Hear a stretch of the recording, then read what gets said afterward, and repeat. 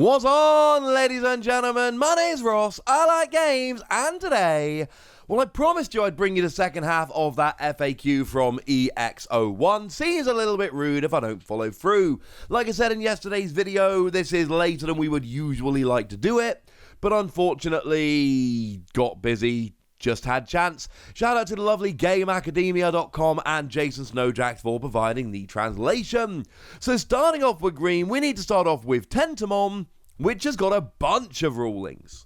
When you are attacking as an inheritable skill, the next time one of your Digimon would Digivolve into a Digimon with Insectoid or Ancient Insectoid in its type this turn, reduce the cost by 1. Well, does it only work if you are Digivolving this Digimon? No. As long as you're evolving any Digimon under the rules we've set, you're fine. Well, after I Digivolve, I evolve my Digimon into a Digimon that does not have Insect or Ancient Insect. Does that mean that I lose my chance to lower the Digivolution cost? No. As long as it's on the same turn, you can do whatever you like. The next one will be 1 memory cheaper. My Digimon with this card in its evolution source attacks 2 or more times in the same turn due to other effects. Do I get to keep stacking? Yes, absolutely. However, you can only stack until you evolve a Digimon into an Insect or Ancient Insect, at which point it's over. So if you can attack 3 times, you get to reduce the cost by 3, but as soon as you Digivolve, i.e. use that skill, you can't keep stacking it. Does this card's evolution source effect also reduce the evolution cost by 1 when I evolve my Digimon in the raising area? No! Digimon in the raising area aren't affected by skills. And when my Digimon that has Insect or Ancient Insect in its type in my battle area evolves, is the evolution cost reduced by 1? No. The evolution cost is only reduced when you are evolving your Digimon into a Digimon with Insect or Ancient Insect. If you are evolving from, that doesn't count unless you are also evolving into. Cabooterimon here then, we've got a skill. When you are attacking, you can Digivolve it into a Digimon card with Insectoid in its type from your hand, paying its Digivolution cost. Well, after I evolve, if that Digimon has a when attacking effect, does it activate? No. When attacking activates when you announce the attack, which is when you evolve up, but by the time you evolve up, you've already announced the attack. So if you Digivolve into one which has an attacking skill, doesn't work. After paying the memory cost to evolve, the memory is put to 1 or more on my opponent's side. What happens? Well, we've seen this ruling before. You've got to resolve the attack before passing the turn. So even though it doesn't have Blitz, it basically has a pseudo version of Blitz. Because the attack has already started, then you Digivolve. Even though the memory and turn should pass to your opponent, you still have to resolve your attack before that actually does so. Now, Stingmon here has Piercing and an inheritable skill whereby if this Digimon has Imperial Digimon in its name or 3 in its attribute, it gains Piercing. And this is a ruling we saw in the previous video. If you've got Piercing and Security Attack +1, but the first Security Attack de-Digivolves so that you lose your Piercing, do you still get the second Security Attack? Yes, you do, because you've got to resolve the attack before everything else. Although obviously if you Digivolve down into Stingmon, Stingmon does already still have Piercing. Now, Megacabooterimon here. When you are attacking, you can Digivolve into a Digimon with Insectoid or Ancient Insectoid in its type from your hand. And on your turn, as an inheritable skill, when it deletes an opponent's Digimon in battle and survives, you gain a memory. Well, after paying the memory cost to evolve, do I still get to finish my attack if it would pass a turn to my opponent? Yes, we just talked about this. If I attack and evolve into a card with a when evolving effect, can I continue to use this card's when attacking effect to evolve again? No, because unfortunately the when attacking time has already gone away, so it's too late to use an attacking skill. Sorry about that. Do you have to evolve this Digimon when you are attacking if you have a Digimon in your hand with Insect or Ancient Insect? No, it's a you can, not a you must. Also, if it was a you must, it would force you to show your hand to your opponent, which would be a huge disadvantage. And can I evolve my Digimon into a Digimon card that has Insect or Ancient Insect, ignoring its evolution conditions? No. You cannot ignore the evolution conditions, which means you've got to go up into the same color, etc. Now, there is a Hercules Kabooterimon here. On your turn, once per turn, when your Digimon with Insectoid or Ancient Insectoid in its type deletes an opponent's Digimon in battle and survives, you may unsuspend it. And on your turn, for each Digimon card with Insectoid in its type, you gain 1,000 power. Okay. Does it become active from its effect only when this Digimon deletes an opponent's Digimon in battle and survives? No. Any Digimon with Insectoid or Ancient Insectoid in its type getting a deletion will unsuspend this Digimon once, which is cool. Now, moving over into black, we've got Caramon with an inheritable skill. For each other Digimon you have in play with the same name as this Digimon, you gain 1,000 power. Does it refer to Digimon named Caramon? Nope, we've seen this before. It refers to a Digimon with the same name as whatever has Digivolved from it. And clearly, right, this is supposed to be for Diaboromon, because Diaboromon decks love playing Diaboromon tokens, and Diaboromon tokens do have the same name, so it will buff you up very, very quickly indeed. Now, there is a new Chrysalismon here with an inheritable skill. When another Digimon with the same name as this Digimon is deleted, you unsuspend it. And we've got the same ruling here. Does it refer to Chrysalismon? No, it refers to the name of the Digimon that has this card in its evolution sources. Again, it's clearly meant for Diaboromon. Now, Andromon comes along here. When you Digivolve, you reveal the top 3 cards of your deck, and you add a level 6 Digimon with Machine to your hand, trashing the other cards. Then it's got an inheritable skill on your opponent's turn. While it has Machine in its type, this Digimon gains Blocker. Okay. Can I choose not to activate the when evolving effect? Because bearing in mind, you will also be trashing the other cards, which you might not want to. And the answer is yes, because it says you can, not you must. However, if you do choose to activate it, you must do as much as you can, i.e., if there is a Machine Digimon there, you do have to take it, or one of them if there's more than one. Metal Tyrannomon's got another great Digivolution skill that reveals the top 3 cards of your deck, and you add a level 6 Digimon with Machine to your hand, trashing the remaining cards, and then an inheritable skill. While it's got Machine in its type, it gains Reboot. Do you have to use that skill? No. You can choose not to use it, but if you do choose to use it, you've got to do as much as you can. And then we've got Metal Mamamon. Stop me if you've heard this before. It's got the same Digivolution skill, although a different inheritable skill. If it's got Machine in its type when you're attacking, you delete a Digimon with a cost of 5 or less. But it's got that same Digivolution skill, except you're looking for a level 6 Digimon with Machine, which, to be fair, is actually what the other two is. The exact same skill, alright? And it's the exact same ruling. Yes, you can choose not to use it, but if you do use it, you've got to do as much as you can. Now, Infirmon here has a rather lovely skill. On your opponent's turn, when your opponent Digimolds into a level 5 or higher Digimon, you gain a memory. And on your turn, as an inheritable skill, all your other Digimon with the same name as this one gain 2,000 power.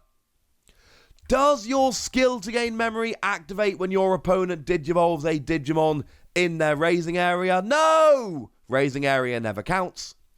Does Digimon with the same name as this Digimon refer to Infirmon? No, we've seen this before. It is a Digimon Digivolved from Infirmon.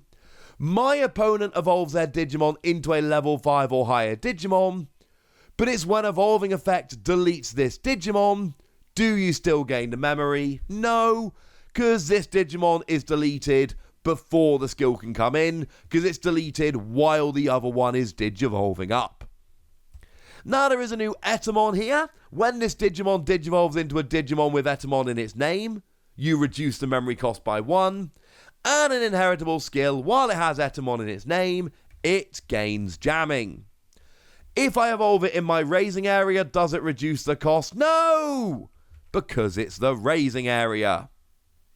There we go. Now there is a new Tapiamon. Tapiamon here has got an inheritable skill. When one of your other Digimon is deleted, you draw a card. If 2 of my opponent's Digimon are deleted at the same time, do I draw 2 cards? No. It's a standard thing we've seen in Digimon before. The question is, have any Digimon been deleted? If so, you draw a card. Demi-Devimon's back again, and it's got Retaliation. And on your turn, while you don't have a Digimon with Myotismon in its name, this Digimon is unable to attack. Because otherwise you've got a free cost level 3 with Retaliation, which could be a little bit broken. Can I attack the player? Yeah, you can. You can't attack other Digimon, because that's when Retaliation would be broken, but you absolutely can attack the player. Because all the other level 3s that cost 3 can attack the player. If you weren't able to, that would frankly be unfair. When this Digimon attacks the player while I do not have any Digimon with Myotismon in its name, and my opponent blocks me, what happens? Fine. Essentially, your skill stops you choosing another Digimon to be the target of the attack, but if another Digimon wants to be the target of the attack, that's okay. Devimon comes back with an inheritable skill whereby you return a purple level 4 or lower Digimon from your trash to your hand when you get deleted. Can I return this card to my hand? Yes, you can. It's deleted, goes to the trash, then the skill activates, at which point it is in the trash. And do you have to return a level 4 or lower Digimon to your hand? Yes, it says return, not you may. Lady Devimon is here, and we've got a Digivolution skill that trashes the top 3 cards of your deck, and an inheritable skill whereby when you play a Digimon from your trash, you gain a memory. Can you choose not to activate your Digivolution effect? Bearing in mind it mills free and there will be times you definitely don't want to. Yep, it's a you may, not a you must. Myotismon on your turn, when you Digivolve into a Digimon with Myotismon in its name, reduce the cost by 1. And on your turn, if this Digimon has Myotismon in its name as an inheritable skill, all of your Digimon with Retaliation can attack unsuspended level 4 or lower Digimon. Can I reduce the evolution cost when I Digivolve in my raising area? We all know it's no, don't we? Now we have a Skull Greymon coming in here. It's got security attack +1, and when deleted, you can play an Agumon card from your trash, suspended, without paying. Oh, and I should mention that you also get deleted at the end of your attack. So you get security attack +1, but you get deleted at the end of your attack. So what happens if you attack the player and the security card comes out as Spider Shooter, which triggers D-Digivolve 1, so you're no longer Skull Greymon? Do you still get deleted at the end of the attack? No, because you're no longer Skull Greymon. That's a weird way around it. Can I play something like Professor Agumon from my trash when I am deleted? No, because it says a card called Agumon, not a card with Agumon in its name, although it's Agumon Expert in English. Well, Venom Myotismon is also coming back here, and what we've got is Retaliation, and when you are attacking, once per turn, you can play a level 4 or lower purple Digimon with Retaliation from your trash without paying, though on-play effects do not activate. Okay, sounds good. Can I play a purple level 4 or below that has Retaliation in its evolution source effect? No. And this is relevant for cards like Digimon from BT3, for instance, that has Retaliation as an inheritable effect, but does not have Retaliation as a normal effect. That Digimon does not have Retaliation. It can give Retaliation to a different Digimon, but that's not the same. It doesn't have Retaliation, which means it can't be played for free. Piedmon is in this set as well. When you play, you delete 4 of your opponent's unsuspended level 4 or less Digimon, and on your turn, once per turn, when an opponent's Digimon is deleted, you get to draw a card. Well, hang on a second, when I play it, I'm deleting 4 Digimon. Does that mean I get to draw 4 cards? No, it's like the ruling we saw earlier. It's not draw a card for every card deleted in one go. It is draw a card if any Digimon were deleted. Sorry, ladies and gentlemen. Now, Diaboromon's back and once again is bringing a bunch of rulings with it. Why would it not? It is a security card. At the end of the battle, you may play a Diaboromon token without paying its memory cost. And on your opponent's turn, all of your Diaboromon gain blocker. Cool. I have this Digimon and a Diaboromon token in my battle area. My opponent's Digimon attacks and destroys this Digimon with its when attacking effect. Can I still activate blocker on my token, given that my opponent has just deleted Diaboromon that should give it blocker? No. Unfortunately, by the time you get round to blocking, which is activated after the attacking skill has already deleted the Diaboromon, which would let you do the blocking. In terms of the security effect, can I play a token at the end of the battle even if I lose? Yeah, because security effects, remember, always come out regardless of what happens in the actual security effect. And after the card is checked, the attacking Digimon still has remaining security checks. What happens to the token?